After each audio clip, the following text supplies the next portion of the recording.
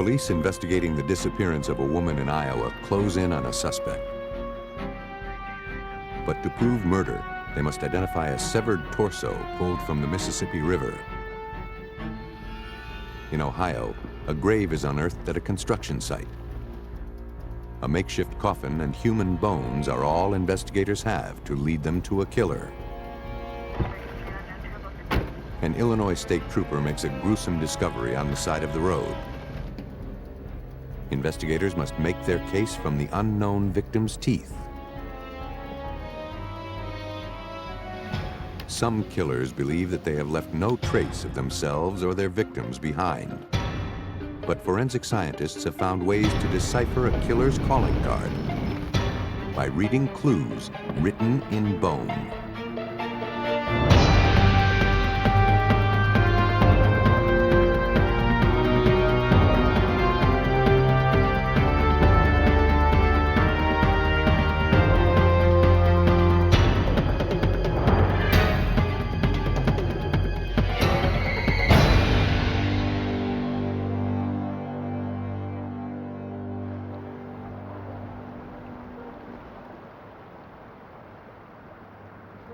Located on a bend on the Mississippi River, Davenport, Iowa is known as a quiet fishing community. But on March 18, 1983, police were visited by a concerned citizen named Marianne Roth. Marianne was worried about her friend Joyce Clint. They had spoken on the phone earlier in the morning and had made plans to spend the afternoon together. But Joyce hadn't shown up. Joyce had been under a lot of stress in recent weeks. Her marriage was in bad shape, and she and her husband, Jim, were considering divorce. I don't think so. Marianne described Joyce as a dedicated mother, not the type to simply run off without a word. For the sake of their son, Bart, Joyce had tried to keep the marriage together. But she wasn't naive. Marianne turned over a tape that Joyce had made several days before her disappearance. 2 days ago. Joyce had planned to use it as evidence if the divorce went to trial. When investigators played the tape, they quickly realized that Joyce had secretly recorded an incriminating conversation between her and Jim. On it, she confronted her husband about money he was allegedly skimming from his chiropractic business. Responding to the threats, Jim told Joyce that if she exposed him, he would put her head under the pillow, smother her, and then cut her up into little pieces. You're not going to touch that money, do you understand? Though it was savage talk, police are used to hearing these kinds of violent threats from couples facing divorce. To investigators, it was more likely that Joyce had decided to leave town. With the tape safe at Marianne's, she could slip away until the divorce case went to trial. That theory was supported the following day. Joyce's friends discovered her car parked near the airport. Inside the vehicle, police found no evidence of a struggle or any signs of foul play. For investigators, everything suggested that Joyce had gone missing on purpose. Corporal Jerry McCabe of the Davenport Police Department worked the investigation. It first looked like a possible family argument where she may have taken off and hadn't spoken to anybody in a while. But the persistence of Joyce Clint's friends convinced police to look into the disappearance. They paid a visit to Jim Clint. Jim readily admitted that he and Joyce had fought on the morning of the 18th. He had stormed out and gone to the marina where he kept his boat in order to cool off.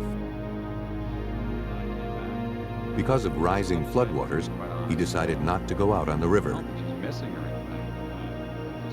he secured his boat and returned home. By that time, he said Joyce was gone, along with a closet full of clothes and $4,000 of his money. Investigators checked on his alibi with a visit to the marina. Did you see him on March 18th? A restaurant manager confirmed that she saw Clint that morning, around 11 a.m. She saw Clint loading filled trash bags onto his boat. She said he left the dock in his boat, returned sometime later, and then went out again. This eyewitness account contradicted Jim's alibi. Detectives decided to take a closer look into Jim Clint's background.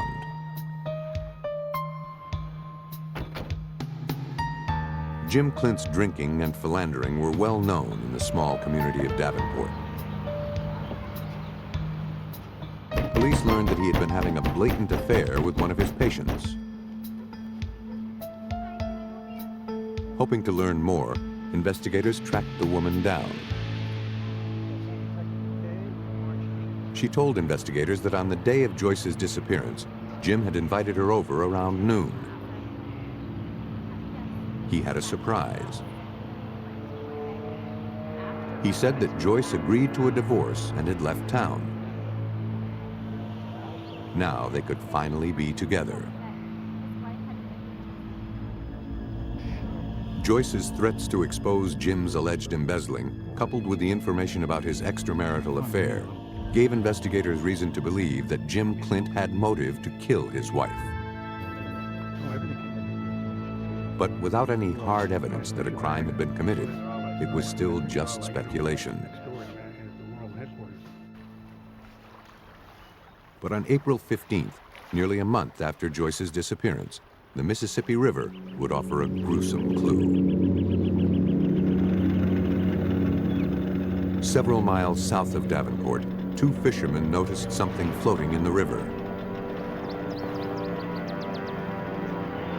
As they got closer, they could see that it was the remains of something human. They fled the scene and called 911.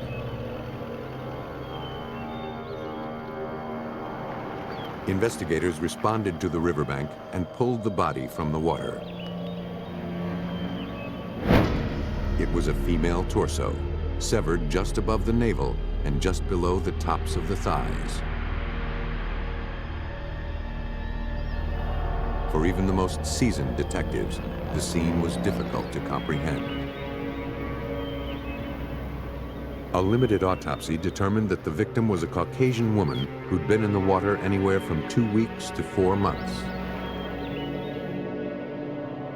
The cut marks appeared to have been made by a chainsaw with a 5/16 of an inch chain. Mindful of the violent threats Jim had made on the tape, investigators believed they had found Joyce Clint. But they were a long way from proving murder. To make their case, they would first have to identify the remains.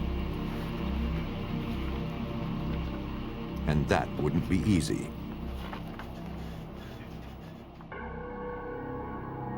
Investigators turned to renowned forensic anthropologist Clyde Snow at the University of Oklahoma. His approach is simple. And basically what we try to do is look at the skeleton, all 200 bones and 32 teeth, and we're trying to answer two questions primarily.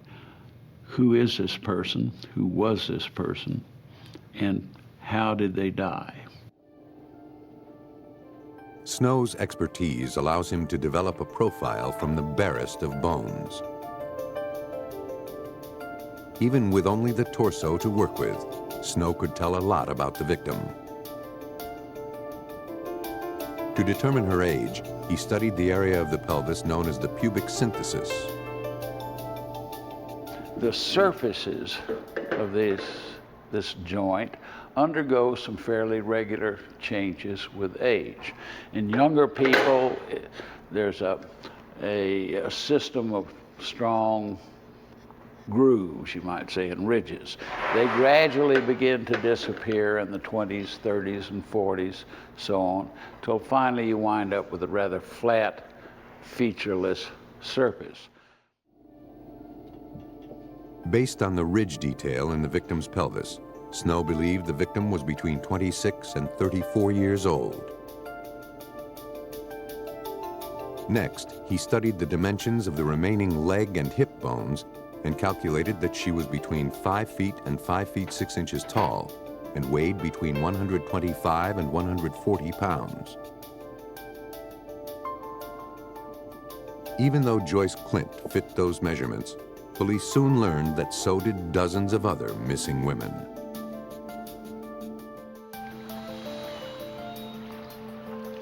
Until investigators could narrow down their pool of possible victims, the identity of the severed torso would remain a mystery. I think that's an interesting thing. This one piece will make 52 layers. Watch on mobile devices or the big screen, all for free. No subscription required.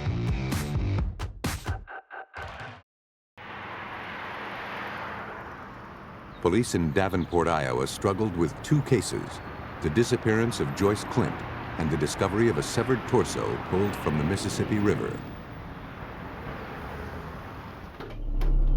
They believed the cases were connected, and they believed Joyce's husband, Jim, was responsible.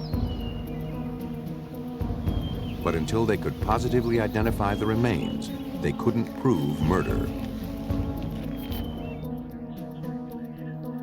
Using the description of the victim supplied by forensic anthropologist Dr. Clyde Snow, Davenport Police Lieutenant Dennis Kern began a computerized search of all missing women in the region.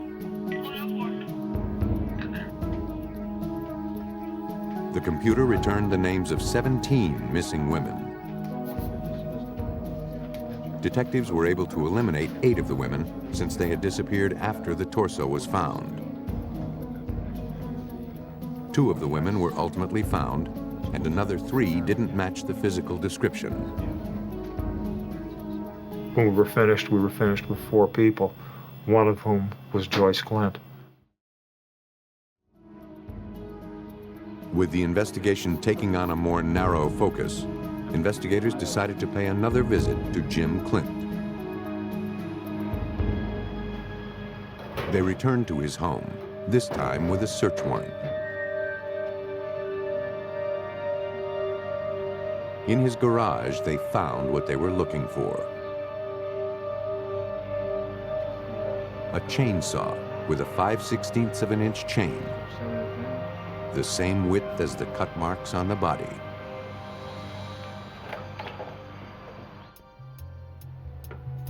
Technicians processed the chainsaw with indicator fluid that turns pink in the presence of blood.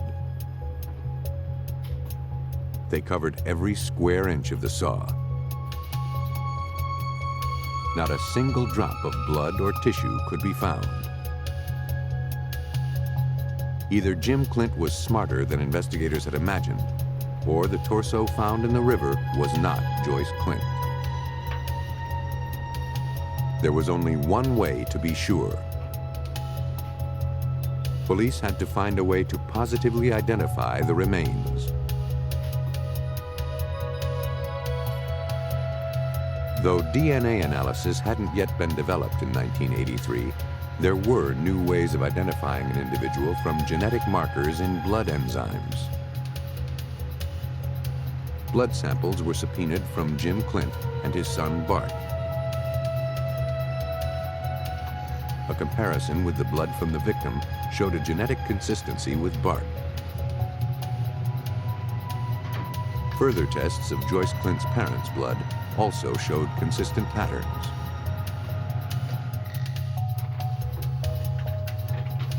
The genetic information on its own was not enough to establish identity. But out of the 4 unaccounted for women, only Joyce Clint matched both the physical description as described by Dr. Snow and the genetic description provided by the blood tests. The conclusion was unmistakable. Looking at the women that met these physical characteristics, what of those four, what were the odds that any one of them would have matched the genetic picture? And the odds were infinitesimal. The torso belonged to Joyce Clint. And all of the evidence pointed to her husband Jim as the killer. There was a division of monies, properties, and that he was going to lose. He was going to have a lot of things taken away from him because she was done, fed up, ready to go. And the girlfriend motive was there. There were so many that he thought that were in his way of a happier life, you know. Jim was arrested and charged with the murder of his wife. Police believe that Jim executed his plan on the morning of March 18th.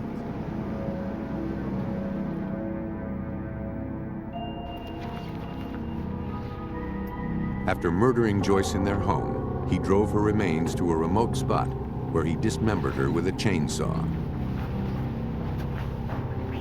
He used his boat to dispose of the body parts and the saw. He then placed her car near the airport to throw investigators off his trail. Though he maintained his innocence through the trial, the jury found Jim Clint guilty of second-degree murder. He was sentenced to 50 years in prison. Jim Clint thought that dismemberment would keep himself and his victim from ever being identified.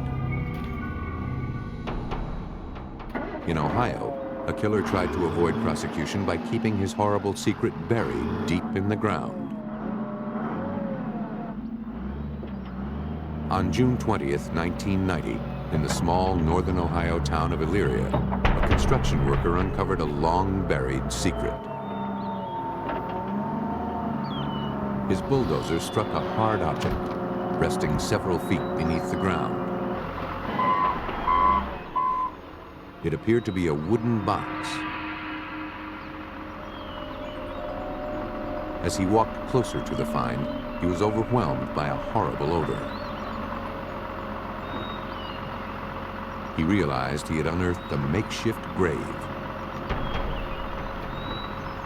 He called police.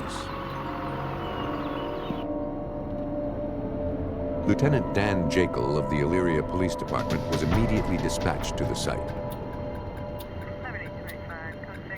Due to the construction, the scene had already been compromised. But we were concerned about the evidence.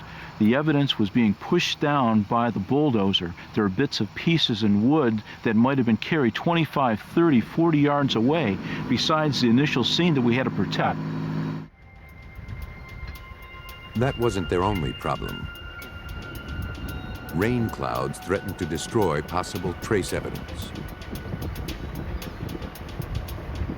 With the site now exposed, they would only have this one chance to get what they needed. To preserve any potential findings, investigators had to treat the scene like an archaeological dig, sifting through the earth for stray bullets, jewelry, or other identification with deliberate precision. The initial search of the construction site turned up no clues to tell investigators the identity of the victim.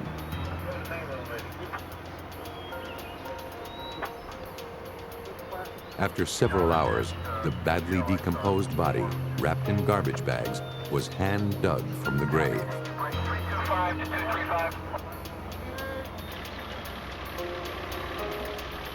Despite their continued efforts, no additional evidence or identification was found.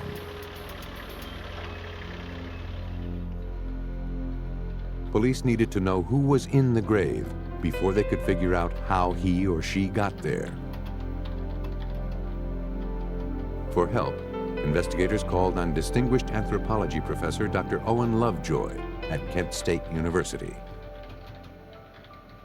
I went out and examined the body and collected some materials, the purpose of which was to provide as many details about that individual in life as I could.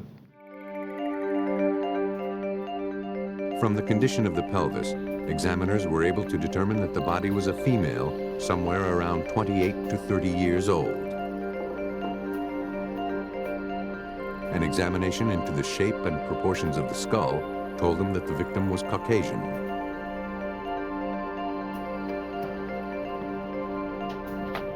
Dr. Lovejoy measured the thigh and arm bones and factored them into an equation to determine the victim's height. She was surprisingly tall, almost 6 feet. Dr. Lovejoy had provided investigators with their first glimpse of how the victim appeared alive. It was now up to them to discover her identity. Detectives started by looking into unsolved missing persons cases. But in all of those cases, none of the missing women fit the description of the buried body. I think she's the county jail. Investigators turned their attention to the only other piece of evidence. Though it seemed like a long shot, they called in a draftsman to measure the fractured pieces of the makeshift coffin and render a detailed illustration of it. Investigators turned the illustration over to the local paper, along with the description of the unidentified woman. Days later, a woman called to say that she thought she recognized the makeshift coffin. The woman remembered admiring the piece in her friend Sandra Stuller's apartment. Again, we talked on the phone. She told police it had been over 3 years since Sandra disappeared without a goodbye. She wasn't able to offer any speculation on what happened to her old friend, but she was able to give police a valuable piece of information. Like the woman found at the construction site, Sandra Stuller was 6 feet tall. Though still unsure that they'd identified their victim, it was the investigators' only lead. Detectives tracked down an aunt and uncle of Sandra's living in the area. Like the witness who identified the chest, they hadn't seen their niece in the past 3 years. The relatives said that shortly before they lost touch, Sandra had rekindled a relationship with her ex-husband, Doug Hartman. He had been a loving and supportive husband at first, but as the years went by, he grew abusive. Sandra eventually left him, but Doug wanted her back, and against the wishes of her relatives, she decided to give him another chance. And the family told Sandra, this is a bad move. You should not go back to Douglas Hartman. In fact, if you decide to do that, you're no longer part of this family. But Sandra stuck with Doug, and the family severed ties. Well, I appreciate it. If you hear from her... They hadn't heard from her since. Now, investigators needed to pick up the story where the aunt and uncle's account left off.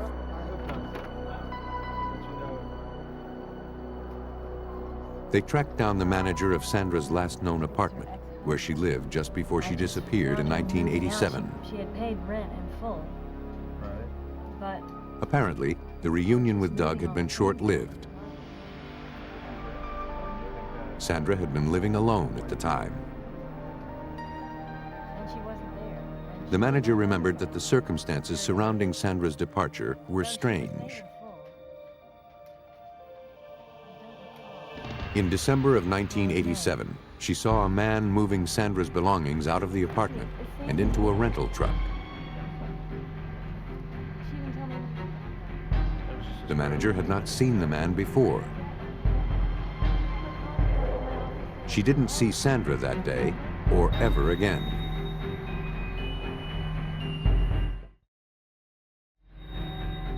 Sandra had abandoned her apartment without a word.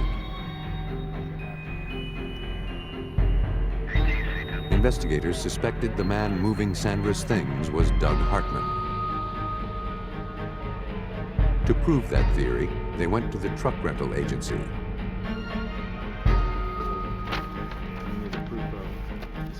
They pored over hundreds of receipts from 3 years before. That's it. On one of the receipts from December of 1987, they found what they came for. Do you happen to remember anything about this gentleman? The name of Sandra's ex-husband, Doug Hartman. Okay. I appreciate it. It was time to question Doug, but there was no record of him living in town. But detectives managed to find a relative still in the area. He told police he hadn't heard from Doug since he had gone to live with his grandmother in Fredericksburg, Virginia, a few years back. Detectives wondered what had prompted Doug to leave town. And if you hear from him or think of anything else. But their theories would be meaningless until they could prove that the buried remains belonged to Sandra Stuller.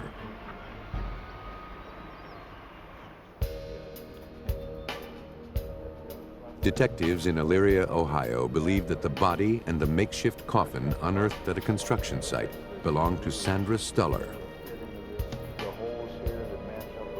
And they suspected that her ex-husband, Doug Hartman, had put her there. Word of the investigation into Sandra Stuller's whereabouts spread quickly. A local bank manager contacted detectives. He too had been searching for Sandra. She had stopped paying rent on a security deposit box.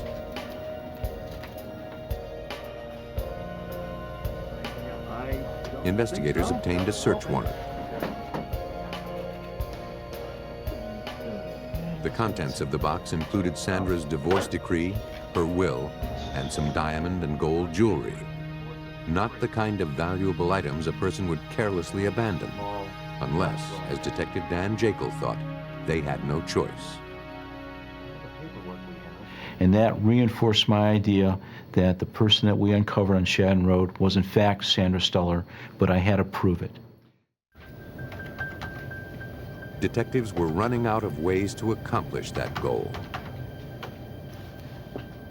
Desperate for any information, they plugged Sandra's Social Security number into a law enforcement database. They got a hit. Sandra had been in a car accident shortly before she disappeared. The report mentioned that she had been taken to the hospital for treatment, which included X-rays. It was the break detectives were looking for. When I found out that there was a chest X-ray taken, I knew that this would help the case. And when I contacted Dr. Lovejoy, he told me if I can get that original X-ray, there's a real good chance that he could identify the remains. Investigators visited the hospital and subpoenaed Sandra Stuller's X-rays. Now that they had a source of comparison, they turned back to the expertise of forensic anthropologist Dr. Owen Lovejoy. Initially, when we looked at her skeleton and compared it to these chest films, we realized that there were a number of very special characters that were very rare. One of these was the fact that she only had 11 ribs, when a normal individual usually has 12. That's a fairly rare abnormality. Another is that the individual had suffered a fracture of her right clavicle. And so these were two characters that matched both the bones that we had. It was powerful evidence, but not conclusive. Lovejoy next had to examine the very fine details preserved inside the bone.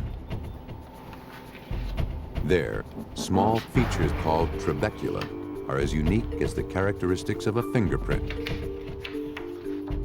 To make the comparison, Dr. Lovejoy began by re-X-raying the bones with a powerful machine called a faxitron that produces high-resolution images of bone.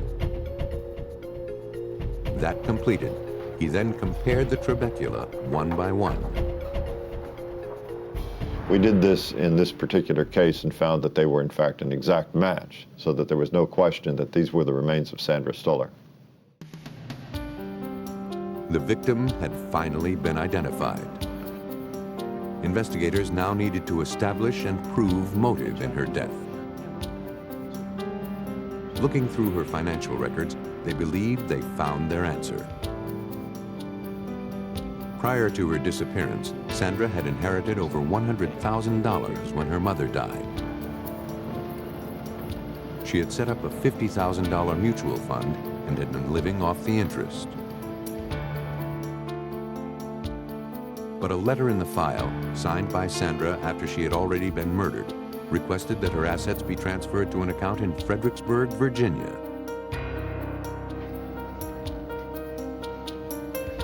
That account was in the name of Doug Hartman. Sandra Stoller had been murdered for her money. And through bank records and subpoenas, I was able to track that $51,000 into Douglas Hartman's own personal checking account. I did have a motive then. Doug was brought back to Ohio for questioning. When investigators confronted him with all of the evidence, he began to crumble. He confessed to killing her, but claimed that it had been an accident. Police believed otherwise.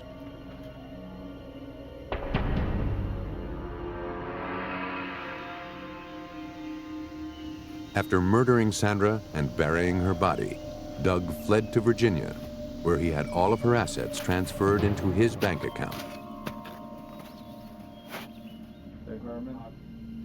It took a jury less than 6 hours to find Doug Hartman guilty of aggravated murder, tampering with evidence, abuse of a corpse, and theft. He was sentenced to life in prison. Though Sandra Stoller's body had been buried for more than 3 years, investigators were able to solve her murder from the bare bones. In Illinois, investigators had even less to work with.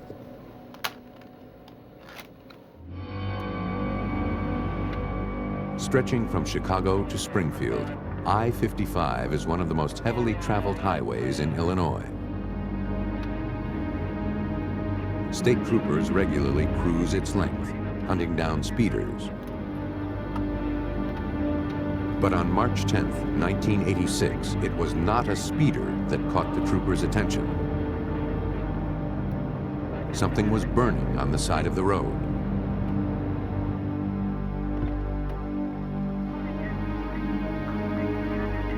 As the officer approached, he thought it was a mannequin that had been set on fire.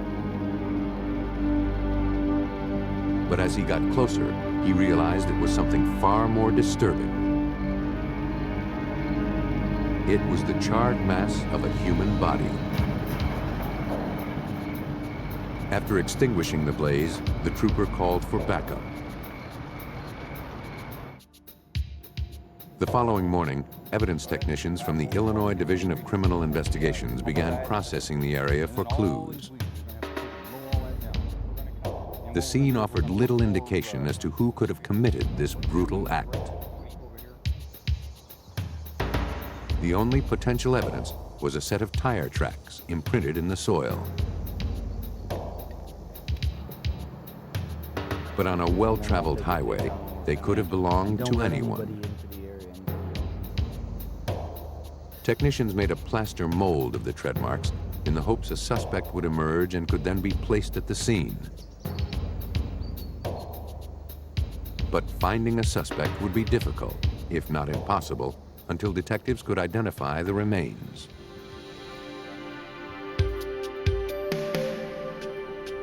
At autopsy, the examiner concluded the female victim had died from blunt force trauma to the head. The only identifying features that survived the fire were her teeth. A pearl necklace and a ring bearing the letter E were removed from the victim. Based on her petite stature and slender hip dimensions, the examiner believed the victim to be between 18 and 25 years old and possibly Hispanic. For Lieutenant Carlos Hevia of the Illinois Department of Criminal Investigations, the information wasn't a lot to go on. The first order of business is identify who's the victim. In this particular case, we had difficulty because of the fact that we didn't have a photograph to go around when we were doing canvassing. Nonetheless, investigators began questioning people in the neighborhoods around the scene of the fire. Gas, do you sell any gasoline here? One clerk at a nearby gas station remembered selling a can of gasoline the night before. He helped investigators come up with a composite. The sketch was publicized, but no one came forward to name the suspect. Investigators launched a statewide media campaign. A flood of tips came in, but after 2 weeks, detectives still couldn't match the remains to any missing persons cases. With their whole case hinging on identification, investigators sought help from the state's Forensic Anthropology Department. After taking a life-sized X-ray of the victim's skull, they built a three-dimensional model, sculpting a face in modeling clay. It might not be an identical match, but hopefully it would bring about a spark of recognition from the public. Photographs of the reconstructed head and the victim's ring were sent to local press.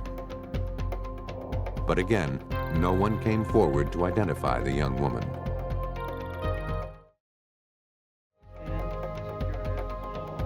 Now, several weeks after the murder, chances of solving the case were dwindling away.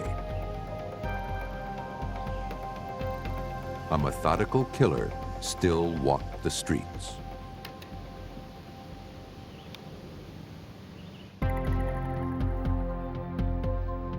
After several weeks, investigators were no closer to solving the brutal murder of an unidentified woman whose body had been set on fire and left burning on the side of an Illinois highway. Desperate to identify the remains, investigators sent the victim's skull and teeth to Dr. Stephen Smith, a consultant in forensic dentistry. In the worst of circumstances, the teeth pretty well survive. And so because of that, we become very useful for the uniqueness of the human dentition. We can find the uniquenesses that everybody has in their dentition. And that's enough to separate us from one human being to another. The arch of the jaw suggested that the victim was most likely Asian, not Hispanic. After studying the general anatomy, Dr. Smith examined each individual tooth. This would be the temporary cement that would indicate that this person is probably going to be going back to the dentist. And I see some bone loss in this area.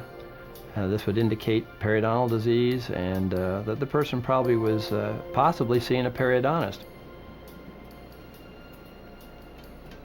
This kind of dental history gave Dr. Smith new insight into the victim's age. As I looked at this information and as I came to my independent evaluation, I thought this person had to be at least in their 40s. 38 to 40, maybe 42, 43, somewhere like that, but not more than a 5-year difference.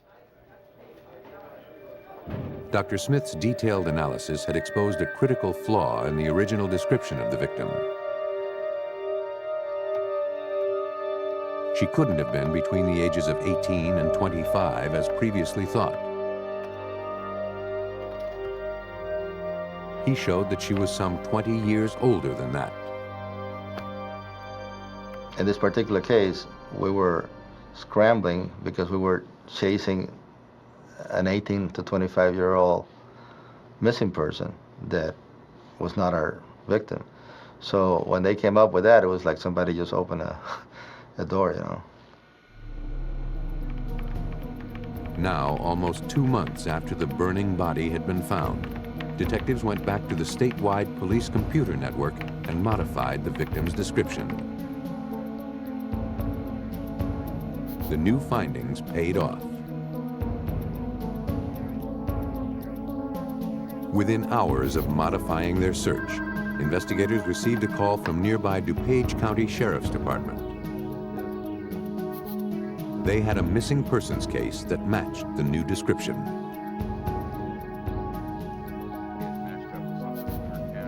Illinois State Police met with DuPage County Sheriffs to discuss the case. They learned Erlinda Anderson was a 43-year-old housewife reported missing by her sister in early March. Born in the Philippines, she'd come to the United States to marry her husband, William. The fact that this victim's name began with the letter E led investigators to believe they were on the right track. All right, thanks very much. Deputies told investigators that they had met with William Anderson shortly after his wife was reported missing. He was questioned about his wife and their marriage. It hadn't been a traditional courtship. During the interview, Anderson admitted that he'd met Erlinda through a classified ad. She was looking for an American husband. He was looking for companionship. The relationship started well, Anderson said. She seemed very happy with the comforts of middle-class America. But as the marriage wore on, Erlinda became very homesick.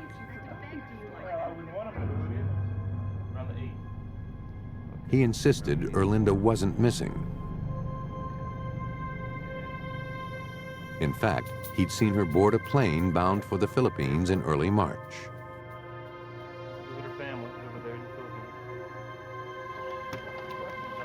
Following up on William Anderson's story, DuPage County investigators questioned Erlinda's friends.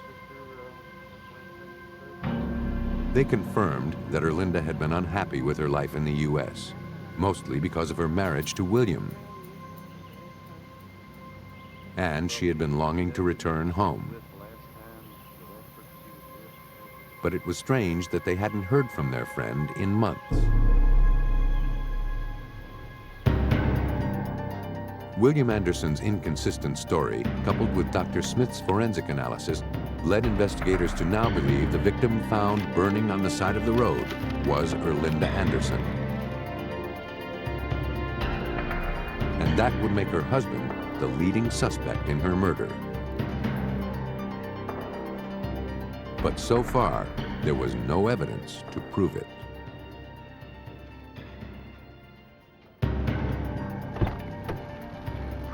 Investigators from the Illinois Department of Criminal Investigations were getting closer to identifying charred remains found along a highway.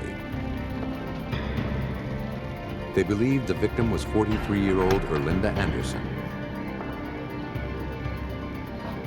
But until they could be sure, police wouldn't be able to make a case against the prime suspect, her husband, William.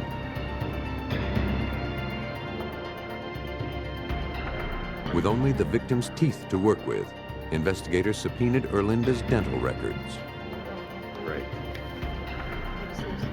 They were sent to forensic dentist Dr. Stephen Smith for comparison.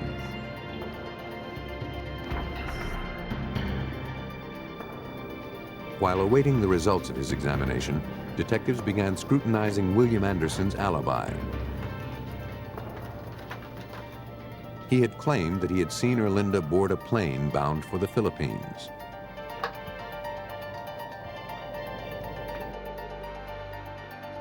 Investigators paid a visit to the airlines. I'm looking at Anderson had in fact purchased a ticket to Manila in Erlinda's name. But a week before her body was found, records showed that William Anderson cashed in the ticket. Erlinda never boarded a plane to the Philippines. Okay, you got time? William Anderson had been caught in a blatant lie. But if Anderson had killed his wife, the question now before investigators was why? A further background check revealed that Erlinda had been William's 5th wife. Based on a search of Anderson's phone records, they learned that he probably didn't intend her to be his last. Many of the bills reflected calls to one of Anderson's female co-workers. The woman, who was married, reluctantly admitted that she and Anderson had been having an affair. Anderson complained to her that Erlinda was constantly spending his money, always sending gifts to her friends and family in the Philippines. The day after the body was found, William took her out for a romantic dinner. He told her to leave her husband and marry him instead. She questioned Anderson about, you know, what about your wife? And Anderson told her, don't worry about my wife, she's not coming back. The case was now in the hands of forensic dentist Dr. Stephen Smith. When making an identification, Smith superimposes the living dental records with the x-rays made after death. On this case here, I can take and move it around, and all of a sudden I see a clear picture. It was fuzzy, now it's totally clear. It means that the one film overlays the other one perfectly. In myself, if I'm asked, is this a match, I could say yes. I would be assured, looking at this film, that this film matches that film, and I could say that this dentition belongs to that remains. After months of frustration, the burned body had finally been identified as Erlinda Anderson. And with a new romance brewing, William Anderson had motive to get rid of her.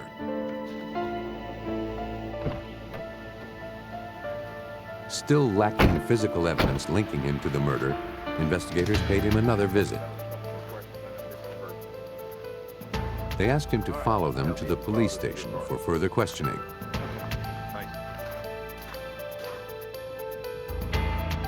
While police began their interrogation, a warrant was obtained to search Anderson's car.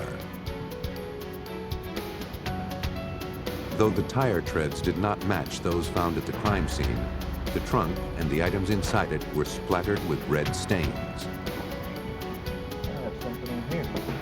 Indicator tests confirmed the presence of human blood on a windbreaker and a tire iron. The blood was too deteriorated to make a detailed comparison, but it was one more piece of incriminating evidence. The results of the examination were brought up to police. William Anderson was placed under arrest.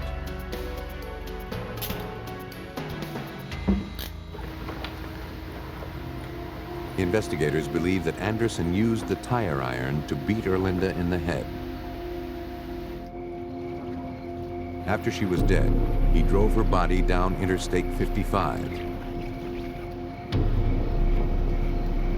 He doused her body in gasoline, thinking that all his problems would burn away in the ensuing fire. Without the insights of forensic dentistry, he might have gotten away without a trace.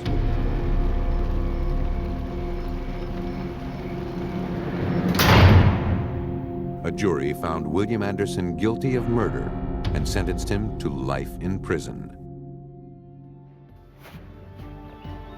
Some killers are determined to keep the identity of their victims a secret. When they are successful, their deeds threaten to go unpunished. But forensic scientists can breathe life into a dying investigation and find justice written in bone.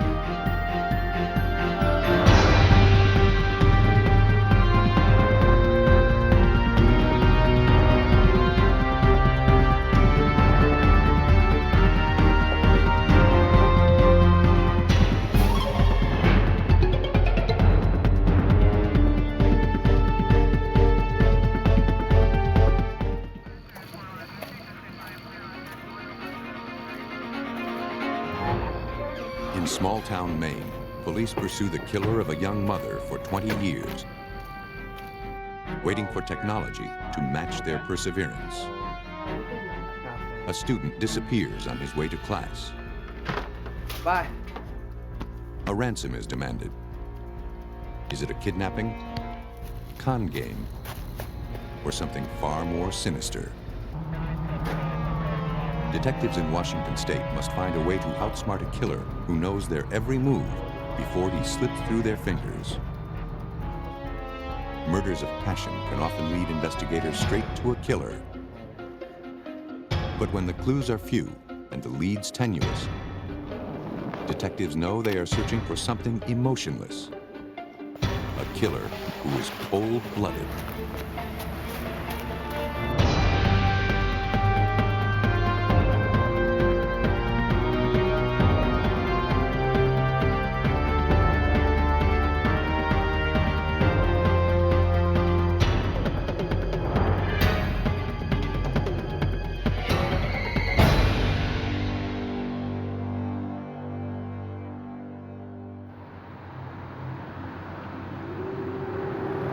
Norridge Walk, Maine, November 23, 1976.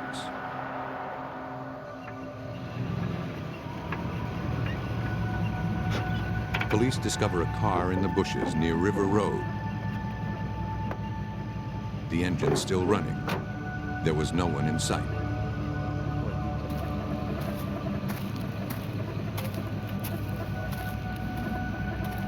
The officer called in the license plate number. The dispatcher said the car had been reported missing by the owner, Vaughn Stevens. Stevens claimed that his girlfriend had borrowed the car earlier in the evening to do some shopping, but had not returned.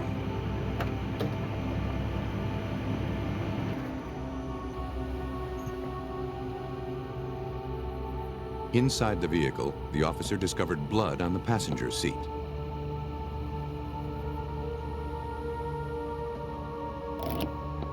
Vaughn Stevens was contacted and asked to respond to the scene.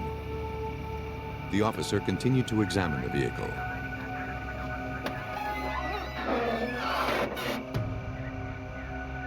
Inside the trunk, partially covered by a jacket, he discovered the body of a woman.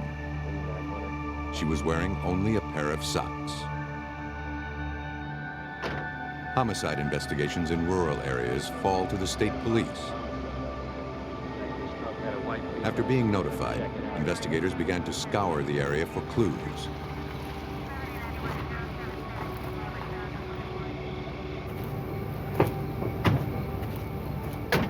When Vaughn Stevens arrived with a friend, he positively identified his car. His friend had to identify the victim in the trunk.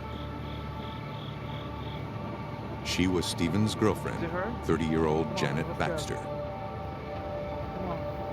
Distraught, Stevens was allowed to leave the scene. Maine State Police Detective Chick Love continued his investigation. In the car, we found the groceries that she had purchased at the store that night. We found the sales slip, the cash register tape that told us what store she was in and exactly what time that she was there. The coroner's autopsy revealed Janet Baxter had been shot in the head and chest with bullets from a .22 caliber handgun. She had also been raped.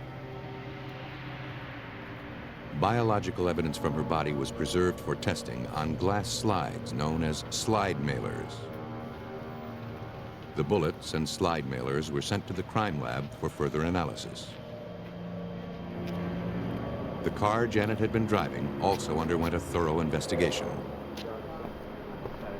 Forensics experts dusted the exterior and discovered a set of latent fingerprints. In the trunk, a single hair was retrieved. Later examination showed it did not belong to Baxter.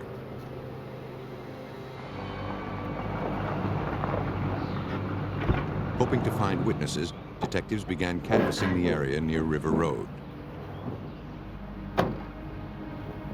One resident, Clarice Merrill, said she had seen something odd the night before.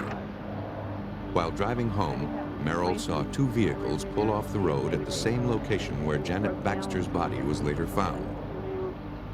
One of the cars was a yellow Volkswagen. Merrill believed the other car was a Ford LTD. Inside, she saw a man and a woman. It was dark. I didn't even. The woman appeared to be asleep. Anything else? I'll make sure that I.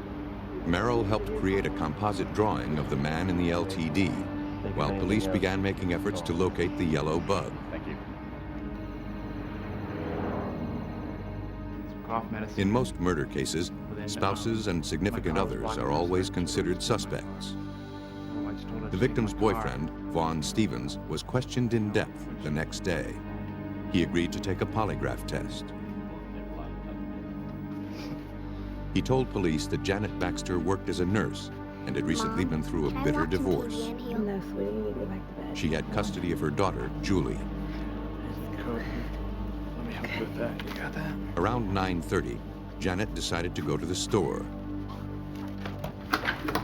Stevens' car was blocking the driveway. He gave her his keys. All right. Janet said she would be back in a few minutes. Around midnight, she didn't show up.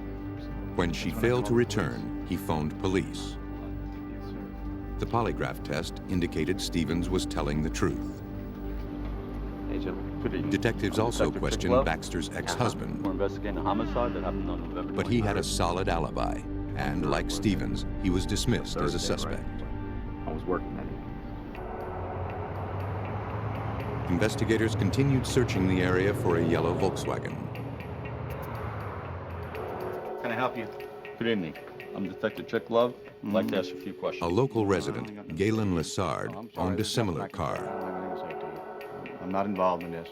When questioned, he was uncooperative and refused to be interviewed. No, you got the wrong person. You need to see someone else. Okay, bye. Investigators probed Lessard's background. Though nothing in his records indicated he was capable of murder, investigators learned he was friends with other men in town. Their records told a different story. One was a suspect in the murder of a college co-ed 5 years earlier. Another slightly resembled the composite drawing Merrill had helped police assemble. But none of these men would talk to authorities. The investigation threatened to turn cold. On November 28th, almost a week since the murder, an officer noticed a white sedan parked at exactly the same spot where Janet Baxter's body was found. A man was standing outside the car. He appeared to be looking for something. The officer noted the registration and passed it along. Investigators ran a check on the plates and learned the car belonged to a man named Albert Cochran. A background check revealed that Cochran had done prison time in Illinois after pleading guilty to murdering his wife in 1964. Any different Despite a sentence of 50 to 75 years, he was paroled after 12 years. In early 1976, his parole was transferred to the same town in Maine where Janet Baxter lived. Cochran was brought in for questioning. You observed that crime scene last night? He claimed that on the night of the murder, he was smoking marijuana and drinking with 3 strangers in the parking lot of a local bar. On my way back. They invited him to a party, but he didn't want to leave his car near the bar, so he moved it to a supermarket parking lot. The same one Janet Baxter had visited the night she was murdered. Cochran said he got in the stranger's car, but made them pull over and let him out when he became suspicious of them. He claimed he then walked several miles to his brother's home in Norridgewock. On the way, he stated he saw police gathered at an area off of River Road. Your hair, if you don't mind looking that over. Though he refused to take a polygraph, investigators obtained fingerprints and samples of his hair for comparison with previously gathered evidence. Just relax.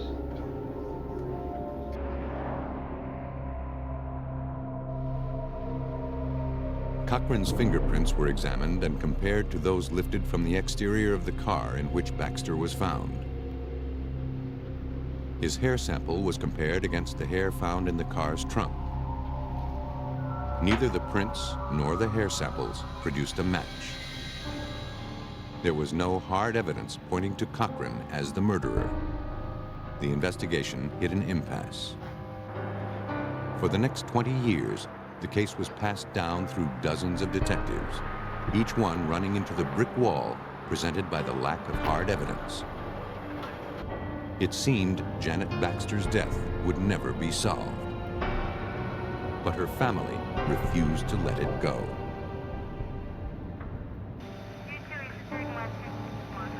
"20 years had passed since the murder of 30-year-old Janet Baxter in the small New England town of Norridgewock, Maine. During those years, no arrests had been made. Robert McCleary, Janet Baxter's father, was determined to keep the case alive, no matter how long it took to solve. Every year on the anniversary of his daughter's death, he would call police headquarters. My desire to continue my contact with the state police was deeply motivated by my desire to see that somebody paid for what they had done to Jan. That somebody was not going to get away with murder, and that to continue to seek the information, to continue the investigation, and to give us some sense of closure.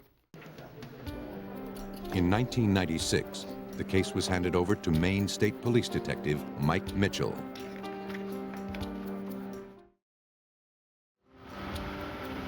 After reviewing the case files, Mitchell paid a visit to Janet Baxter's parents. Detective Mike Mitchell. How do you do? State Police. He's here to The say detective some things had to grown us. up near Norridgewock and had been in elementary school when the murder occurred. Well, Mr. McClary, Mrs. McClary, I'm a detective with the Maine State Police, and I just want He promised he would do everything in his power to solve this case. If you have any questions of me, don't hesitate to call. Mitchell began by retracing the steps of the previous investigations. He was struck by the loose ends presented by the owner of the yellow Volkswagen, Galen Lassard, and his cronies, who refused to talk to police. Despite those unresolved issues, he decided to take another crack at Albert Cochran. Some detectives felt that Albert Patrick Cochran was a suspect and was the person responsible for the murder of Janet Baxter. Some detectives felt that it was another group of people that socialized together. So what I did is I took down all the names of all possible suspects that hadn't been alibied, not to have been in the area at the time, and listed them all down on a piece of paper, and by priority as to who looked like a better suspect than the others. And Albert Patrick Cochran was on the top of the list. To make his case, Mitchell first had to inventory what evidence had survived over the years. He contacted Maine State Police forensic chemist Chris Montagna. My other two roles were to see what was still around as far as evidence that had survived 20 years, and second, to reconstruct the notes and the work that had been done 20 years earlier and try and piece all of that together and link it to a suspect that Detective Mitchell was working on as the murderer of Janet Baxter. Now let's see what we've got. We've got the Volvo. Searching through the boxes of evidence, investigators found the original slide mailers. One looked blank, but was thought to possibly contain swabs of biological evidence from the victim's body. If the evidence had remained intact, it might be possible to extract DNA, a technique not in existence 20 years before. Under the microscope, the slide surprised everyone, revealing the presence of biological evidence removed from Janet Baxter. So both of them have last sperm. This one. Oh wow, I see them. Now the number of. Now, investigators needed to find a DNA sample from Cochran. They did not have to go far to find what they needed. The sample of Cochran's hair collected in 1976 was also preserved in the file. But would the hair have viable material for DNA testing? Forensic DNA specialist David Munich was given the assignment. These head hair samples were known head hair samples. When they're collected, they're actually plucked from the head, and they have skin attached to the hair root, as opposed to hairs that are cut or hairs that just naturally fall out of your head. Both samples provided ample material to perform the DNA tests. When the tests were concluded and the comparisons made, the results were overwhelming. The DNA tests showed there was only one chance in 37 billion that Janet Baxter's killer was somebody other than Albert Cochran. Munich called Detective Mitchell with the news.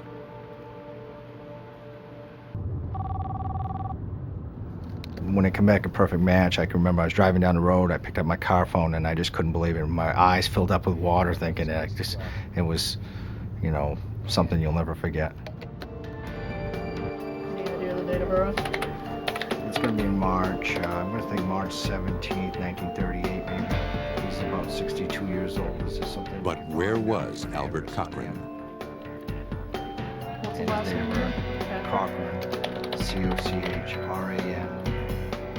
Computer checks tracked him down to an address in Stuart, Florida.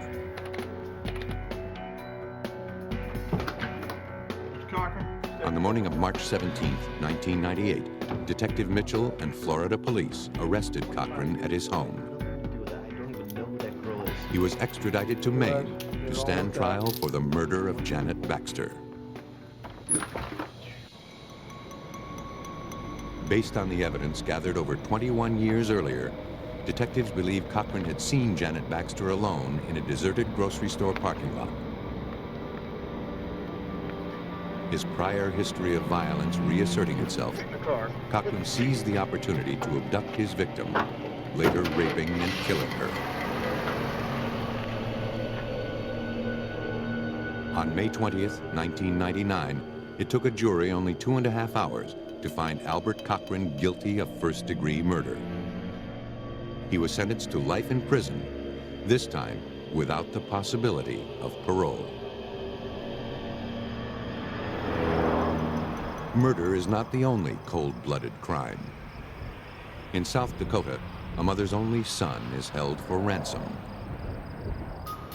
Aberdeen, South Dakota, May 8, 1985. 20-year-old Michael Kinney left the home he shared with his mother, Sandra McNeil, to attend classes at Northern State College. Yeah, I've been working hard on it. All right, I'll be back. Okay. Bye.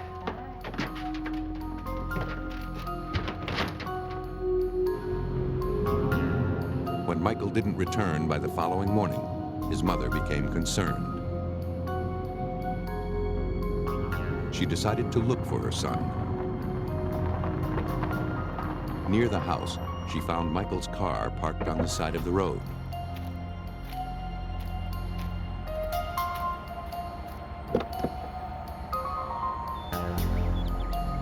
Michael was nowhere in sight.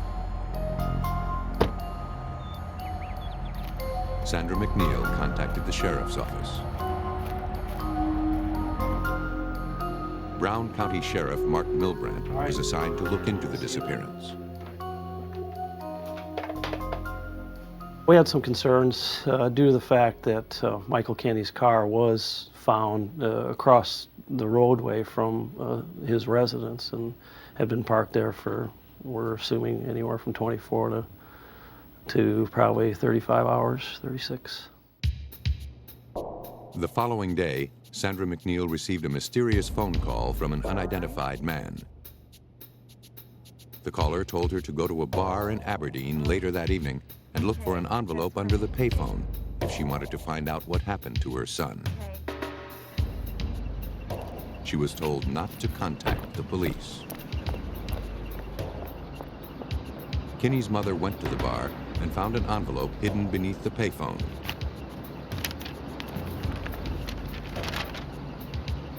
Inside was a ransom note demanding $200,000 in exchange for her son.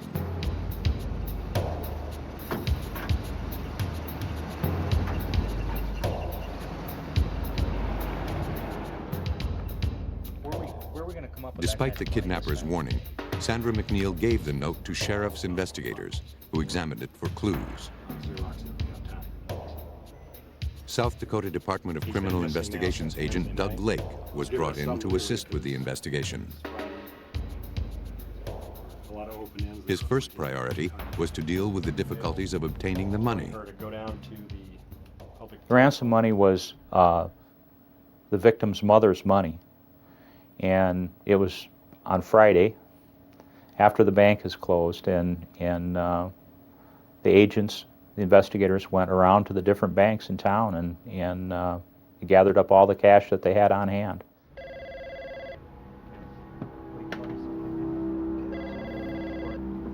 Three days after her son disappeared, Kinney's mother received a second phone call. Hello? This time, investigators were listening. Is my son okay? Sandra McNeil was instructed to leave the money in Aberdeen Park at 9 p.m. Investigators traced the call to a public phone box, but the kidnapper hung up and disappeared before the police could close in. The phone had been wiped clean of prints. Okay, Melgar Park. Just a minute, I have to write it down. Michael, right? He's fine. Can I talk to him? Until I get mine. Investigators studied the tape. The caller stated Michael was not hurt, but refused to allow him to talk to his mother until the ransom was paid. The kidnapper described Michael's clothing to authenticate his threat. Investigators felt they had no choice but to follow the kidnapper's demands.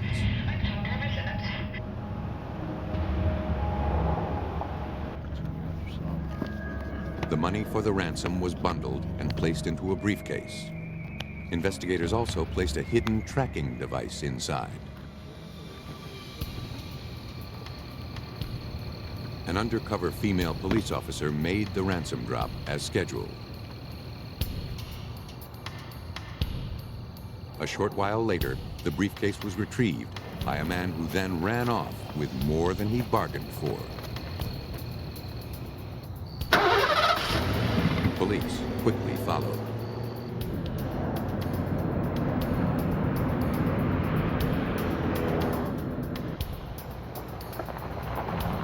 The suspect drove to a residence where he parked the blue Oldsmobile he was driving, transferred the briefcase containing the ransom money to an orange Camaro, and was joined by an unidentified female from inside the residence.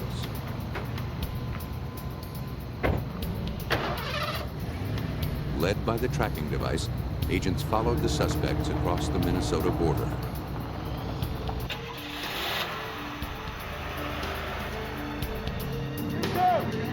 Just inside Minnesota, a roadblock halted the suspects' flight. They were ordered out of their car and arrested.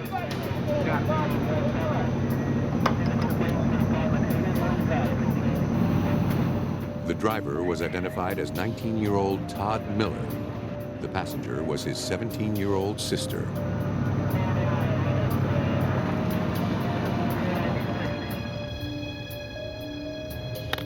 Agents retrieved the briefcase from the Camaro's trunk. We got something here. The car was closely examined for clues, but there was no sign of Michael Kinney, or any other leads to his whereabouts.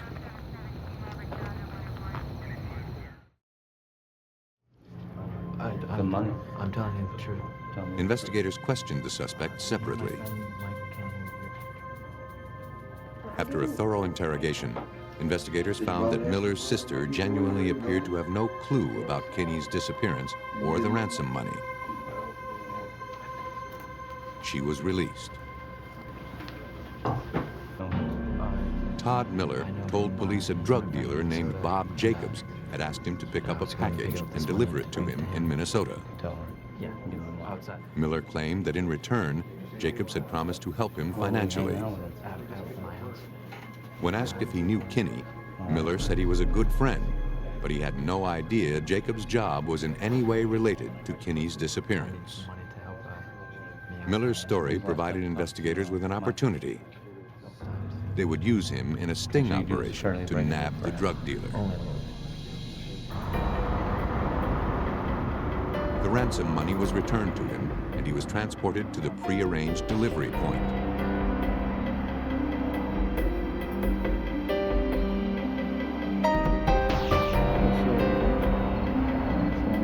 Jacobs never appeared.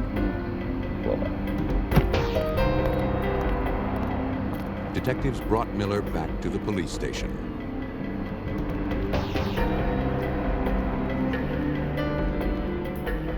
The following day, Miller admitted that Jacob's story was a lie.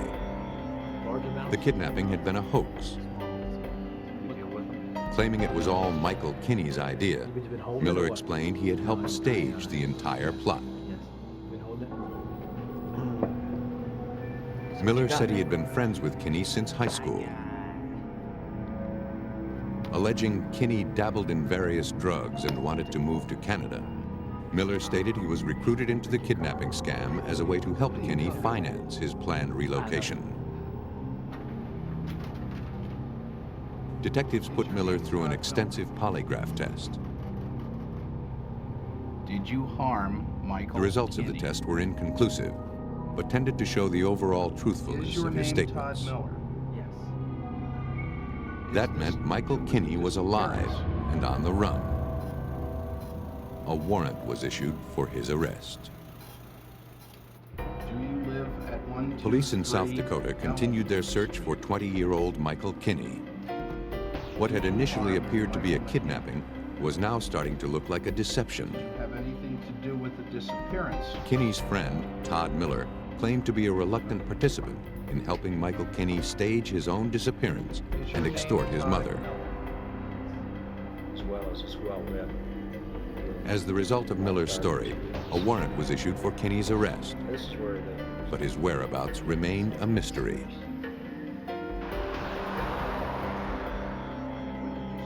Detectives questioned Kinney's girlfriend. She told them she was with Michael the night before he was reported missing. He had dropped her off at her house after they had been out for a pizza and soda. She had not seen or heard from him since. Weeks later, an Aberdeen farmer made a startling discovery. After noticing a foul odor coming from an unused ice house on his property, he entered the building.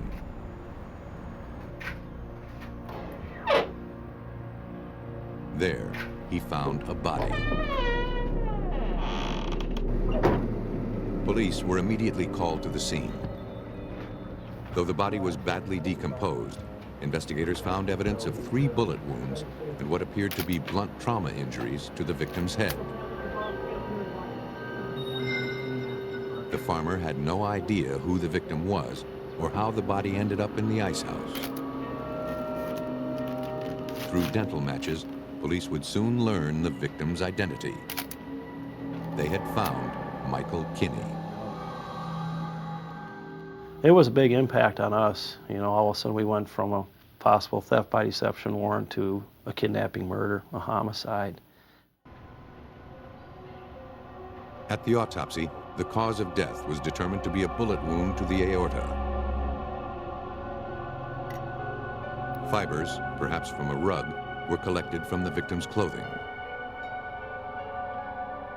It was estimated he had been dead for 2 to 3 weeks, possibly from the time of his disappearance.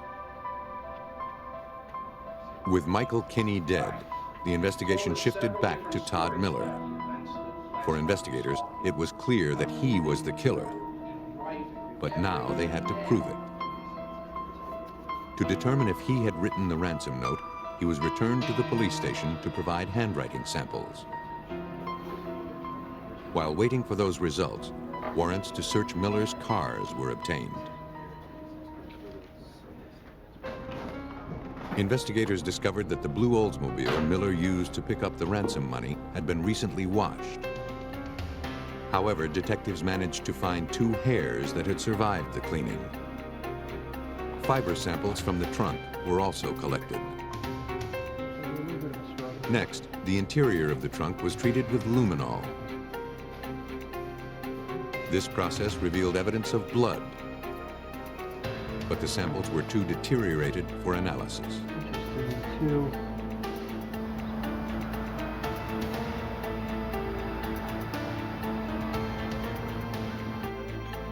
The evidence was hand-delivered to State Crime Lab analyst Rex Reese for comparison.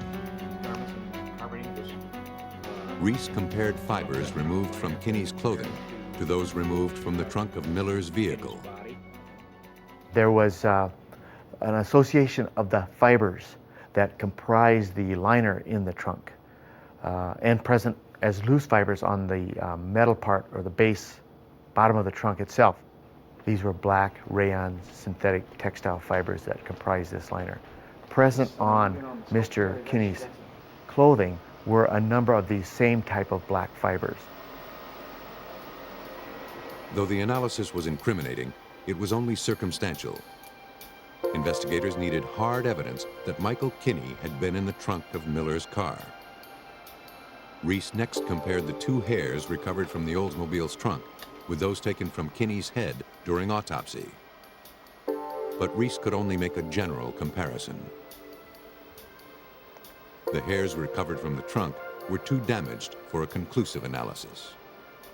The hairs had been severed at the proximal end or near the scalp by blunt force, so we couldn't see any of the root structures there. But they exhibited human hair characteristics that were most similar to that of Mr. Kinney. Reese's analysis brought investigators one step closer to making their case.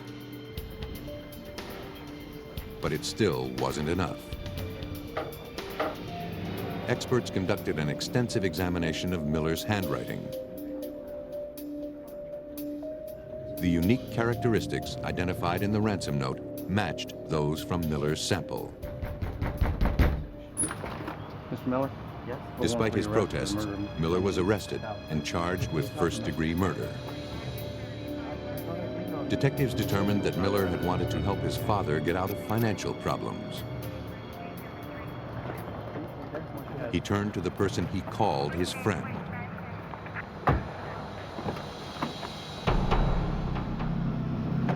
On the night of May 8, 1985, Michael Kinney dropped off his girlfriend and headed back home. Police theorized that he was flagged down by his friend.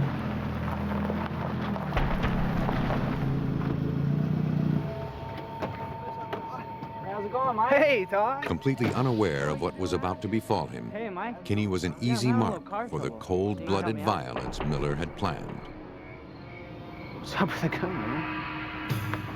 After striking Kinney's head, Miller loaded him into the trunk of his car and quickly fled the scene.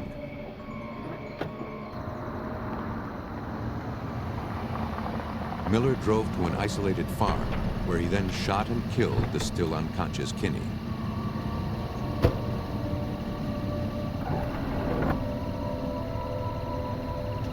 To cover his tracks, Miller hid the body in a derelict ice house. He then returned home and coldly set in motion his plans to extort Kinney's mother. At his trial, Todd Miller was found guilty of first-degree murder, kidnapping, possession of ransom money, and forgery. He received 2 life terms plus 20 years.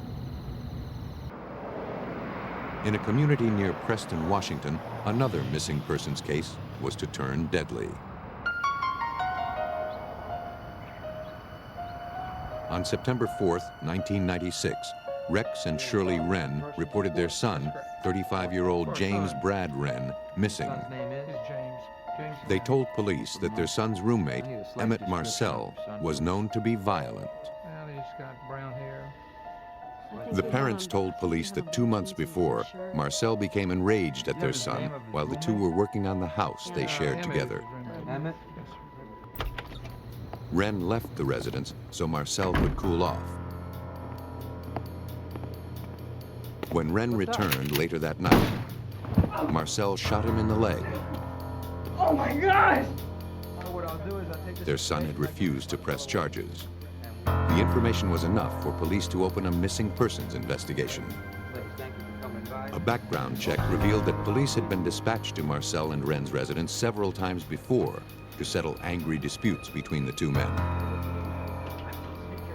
On August 10th, a month after the shooting, Wren called 911 to file a formal complaint against Marcel for another incident. He had not been seen since. Assigned to the Major Crimes Unit of the King County Sheriff's Office, Detective Denny Gula headed the investigation to locate the missing man. The last time he was seen was with a King County police officer. There was a disturbance at his house, and Sergeant Bachmeyer, the patrol supervisor at that time, had contacted him at home and transported him to the Fall City substation. Gula began by reviewing the responding officer's log of the August 10th incident. Records showed that Sergeant Matt Bachmeyer had taken Wren to a nearby police station, taken a statement, then released him. Hoping for more detailed information, Detective Gula put in phone calls to Sergeant Bachmeyer. While waiting for a response, he continued his investigation. He questioned Wren's neighbors. One, Richard Pettygrove, recalled that the last time he saw Wren was on August 10th. He reported seeing Wren driven away in a police car following a fight between Wren and his roommate, Emmett Marcel. A real angry Richard person. described Emmett Marcel as a dangerous and angry person. Yeah. All of the neighbors felt certain Marcel had something to do with Wren's disappearance. My business cards. Detective Gula ran Marcel's name through the law enforcement database. Marcel had recently been put in a Tacoma jail for an unrelated traffic violation.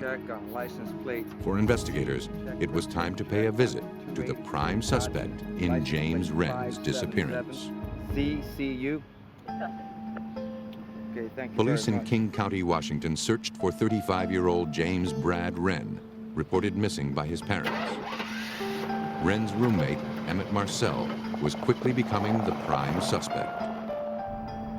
Police went to question him in a Tacoma jail, where he sat for unrelated traffic violations. Is your name Emmett Marcel? Yes. Marcel agreed to take a polygraph. He appeared unconcerned and claimed to have no idea about where Wren might be. Did you or did you not? On the evening of August 10th, the day Wren was last seen, Emmett claimed he was with a friend in nearby Tukwila, Washington. You do not know why you. Though the polygraph strongly indicated he was telling the truth, investigators were unconvinced. They obtained warrants to search Marcel's car. On the floorboard, investigators found a prescription bottle with Wren's name on it. They also found a hammer with a reddish-brown substance on it.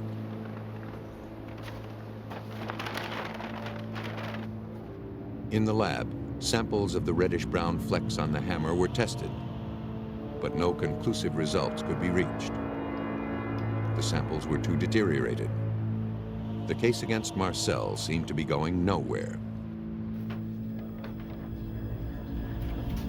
A search warrant was obtained for Marcel and Wren's residence. See anything else out of the unusual? Inside, a suspicious stain on the carpet drew the investigators' attention.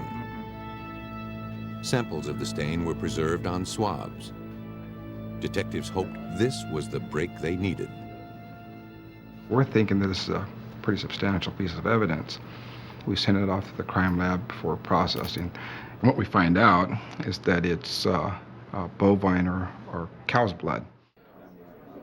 With no physical evidence tying Marcel to Wren's disappearance, he was eliminated as a suspect.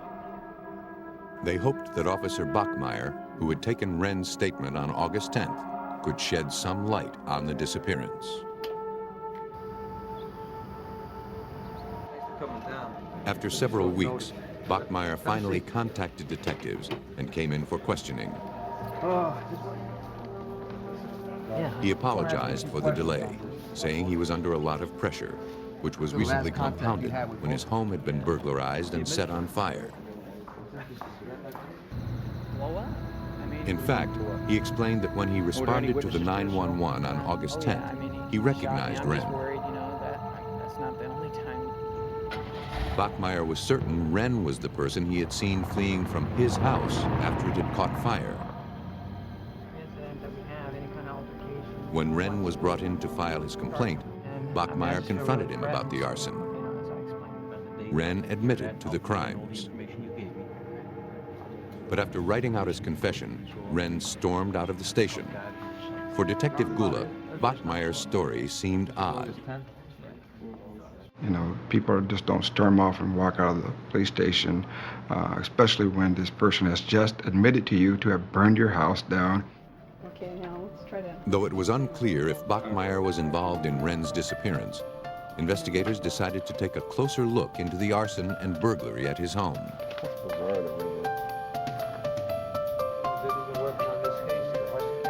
Detective Gula met with the Renton PD arson investigators who had been the first to look into the fire at Bachmeier's house.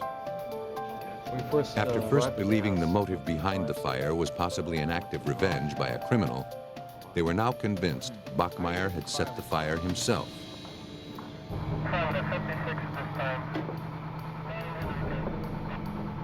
The arsonist had used flares stuck in plastic containers to start the blaze,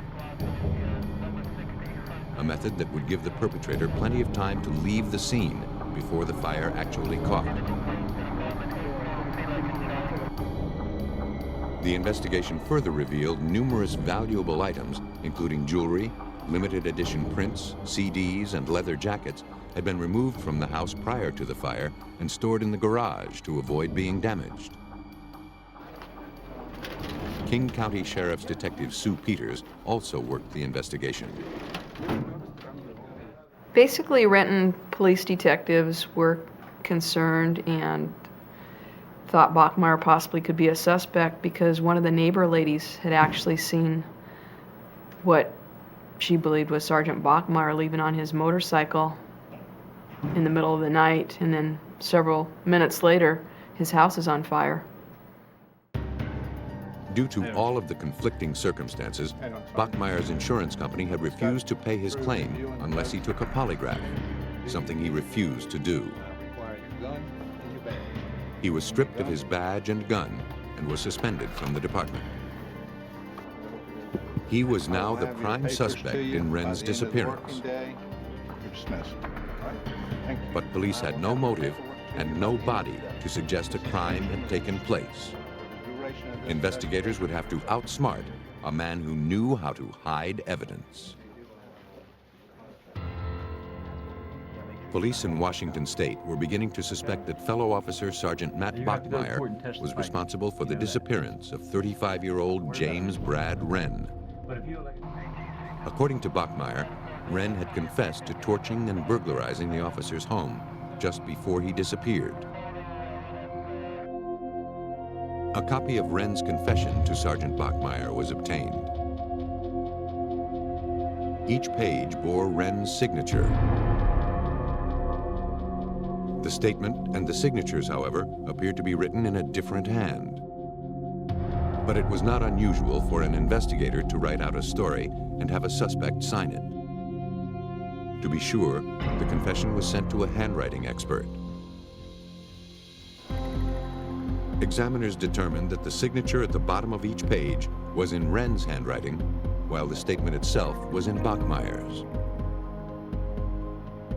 But the analysis revealed something more interesting. Though the entire statement was written in the same color ink, one type of pen had been used to write the first 2 pages, which pertained to Wren's complaint about Emmett Marcel, but pages 3, 4, and 5 had been written with a different pen. Those pages contained Wren's confession to the arson and burglary. For investigators, a clearer picture was beginning to emerge. It was my belief that Brad Wren was going to be used as the suspect of the arson, which he was, according to Sergeant Bachmeyer. And, you know, the case is really all tied together, that Sergeant Bachmeyer was becoming the focus of the arson of his own home, and so he needed to find someone that he could say set his house on fire to clear him.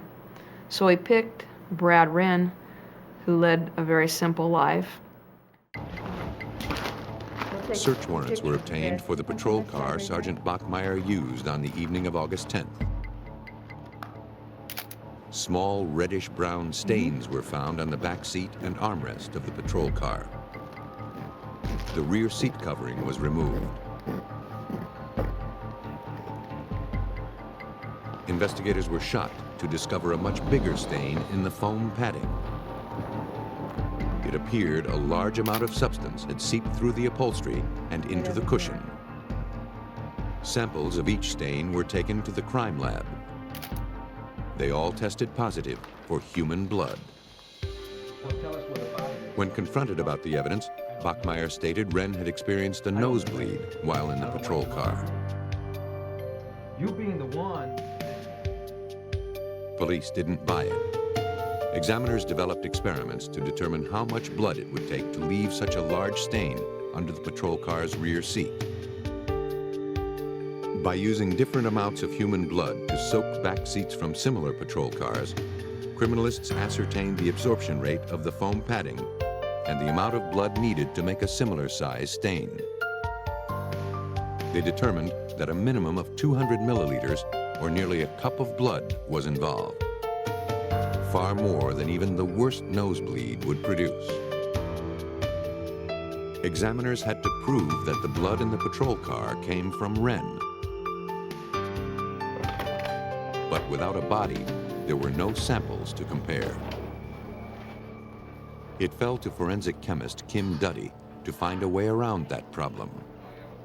Both his biological parents were still alive and were willing to give blood samples. So our DNA unit took the blood samples from both his biological mother and father and tested it to the question stain on the seat from Bachmeyer's vehicle.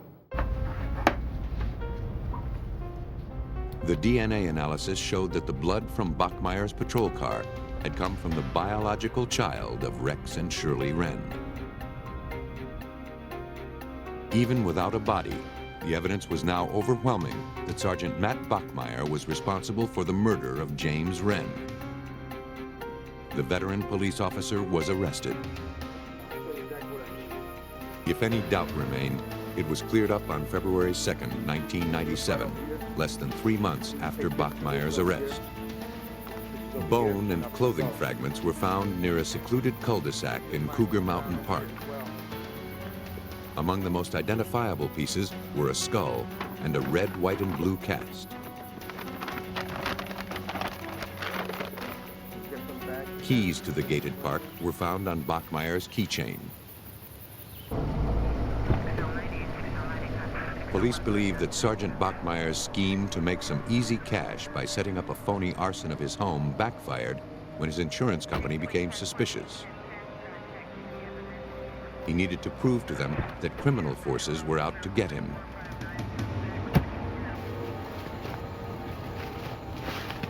Wren became a patsy in his twisted plan.